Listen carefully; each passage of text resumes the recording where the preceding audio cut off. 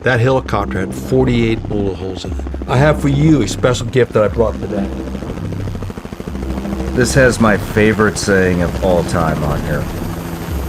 You have never lived until you've almost died. For those who fought for it, life has a special flavor that the protected will never know. Amen.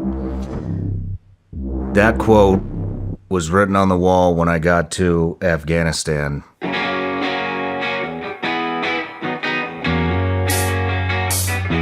If you're really a cool Green Beret, you got a Zippo cigarette lighter. And I have that on my official FOB1 cigarette lighter. That saying is on it.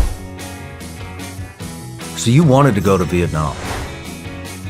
Yeah. I've seen all the war movies. You grew up with the Duke, God and Country.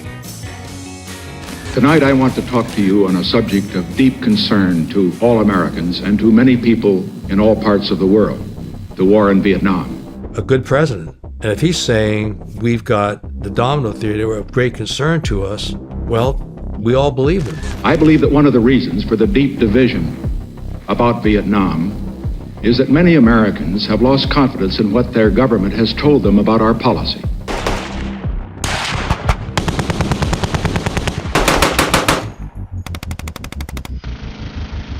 John Stryker Meyer, you are a U.S. Army Special Forces Green Beret veteran who served in Covert Military Assistance Command, Vietnam. Sergeant Major, the first thing you said was, read these. You can't talk to your mama, your girlfriend, or anybody. No pictures, no nothing. You can't talk to anybody about this mission unless it's somebody else that you're working with at your base. Studies and Observation Group MACV SOG, or simply SOG, during the Vietnam War, running dangerous top-secret missions in North Vietnam, Laos, and Cambodia. Missions that you were unable to talk about for 20 years. You're the recipient of 2 Bronze Stars with V devices, a Purple Heart, an Air Medal, the Combat Infantry Badge, U.S. and Vietnamese Parachutist Badge, Vietnamese Gallantry Cross with Palm, among others. Jesus Christ. That's Jason Bourne.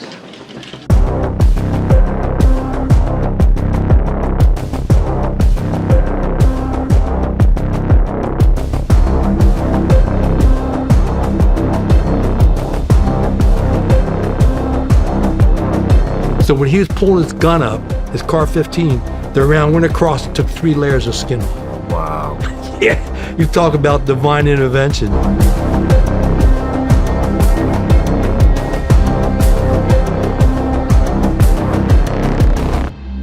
John was left-handed, so his car 15 was pointed this direction, and he heard a noise. He looked over his shoulder, and there was an NVA that popped up out of the jungle with a big Cheshire grin on his face. He's coming around. This guy opened fire with his AK, put 4 rounds into the South Vietnamese, and was shooting at John, but John killed him, blew him back into the jungle. How many enemy combatants do you guys think he killed that day? I have no idea. And the fact that once it came up from the sides, from the ones in front, I mean, to have enough to stack up bodies that were, as I looked at it, looked like they had to be at least a foot off the ground, maybe more than the dead bodies that they're stacking. So probably 2-3 bodies high. Yeah. Yeah. At that point, one of them turned around, and only when the wind blew, he would start crawling up the mountain towards me. When the wind blew, I could hear him move. When the wind blew, and I was sitting there like this, feet spread, car 15 on single shot. So I figured, if it happens, it's gonna be just one shot, so all it's gonna take.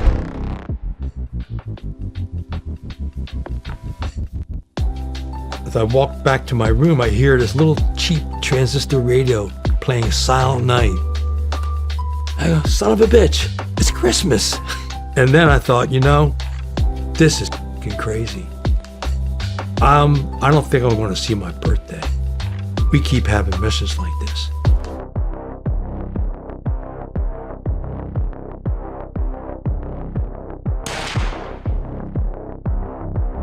Didn't think we'd ever see the light of day until the new year. Because they were bringing in more NVA, and their tactics were getting tougher the more of them. What did the rest of the team think? Never talked about it. That was just private. I ain't never seen no shit like this. Never. I can't do it, brother.